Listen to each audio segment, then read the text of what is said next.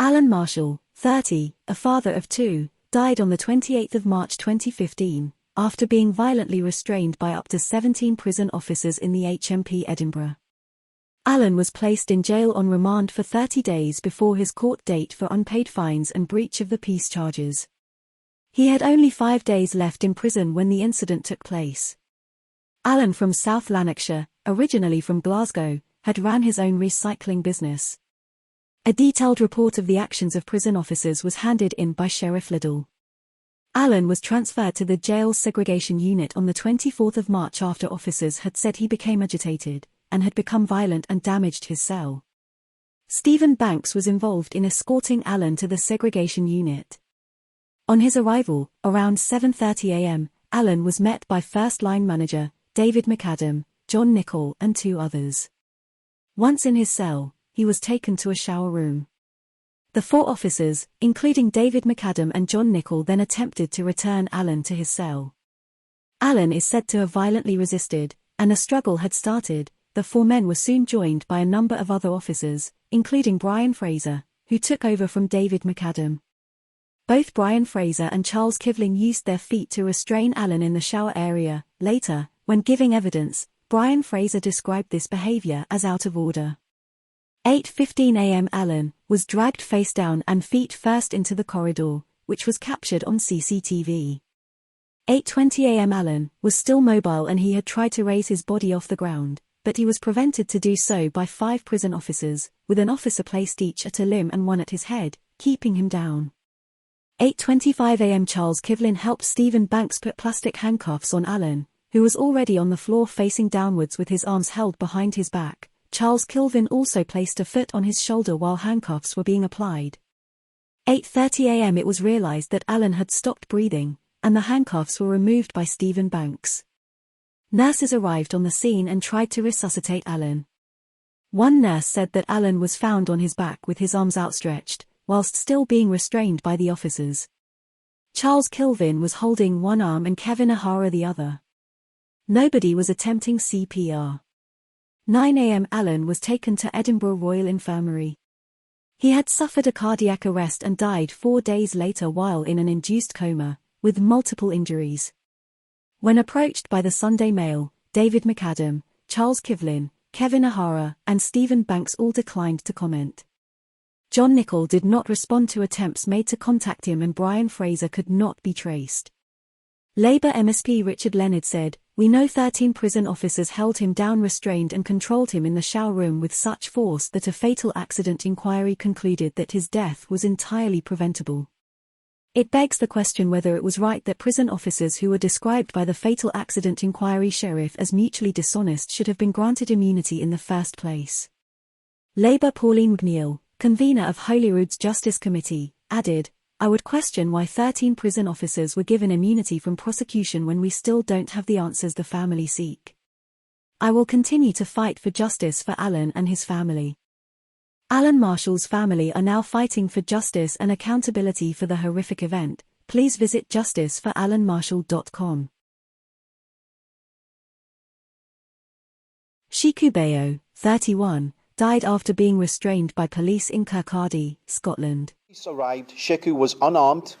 He had no knife, nor was one ever found on him, yet he was the one who was instantly met with CS spray, pava spray and batons. In less than 50 seconds of the first police officers arriving, Sheku Bayoh was brought to the ground. He was handcuffed, restrained with leg and ankle cuffs, and would never get up again, losing consciousness and dying. His death sparked controversy and an independent government inquiry following a police investigation. After living in London for 5 years, he moved to Fife, Scotland. At the time of his death, Sheku, a father of 2 sons, was training to be a gas engineer. On the morning of the 3rd of May 2015, Sheku visited a friend's house to watch a boxing match on TV.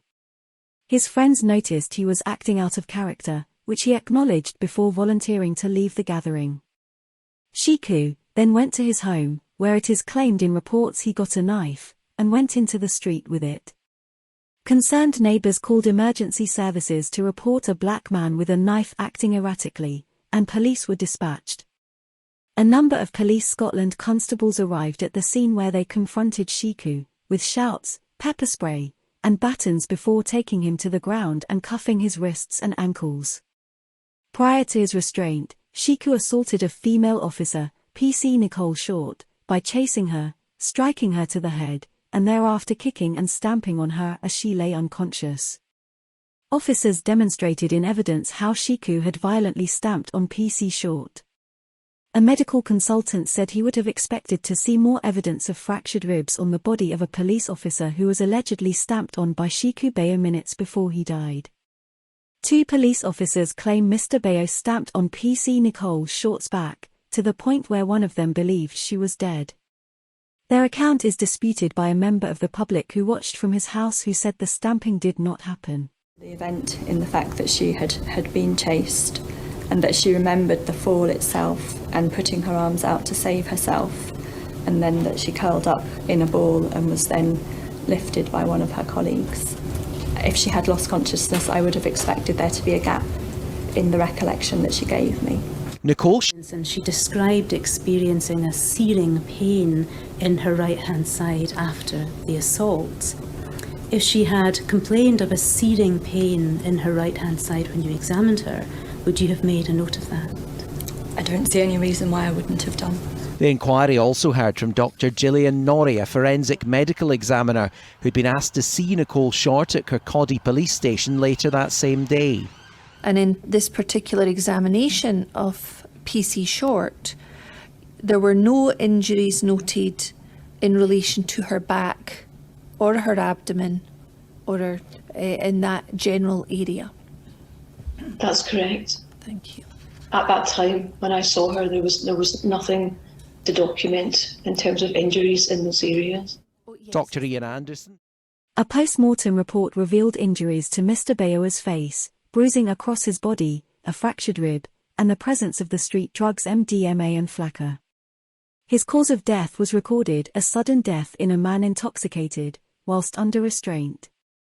In the hours following his hospitalization, the Police Investigations and Review Commissioner began an investigation into the circumstances surrounding Mr. Bayoh's death. At the time, the terror threat to the police was severe, and that an attack on the police was highly likely.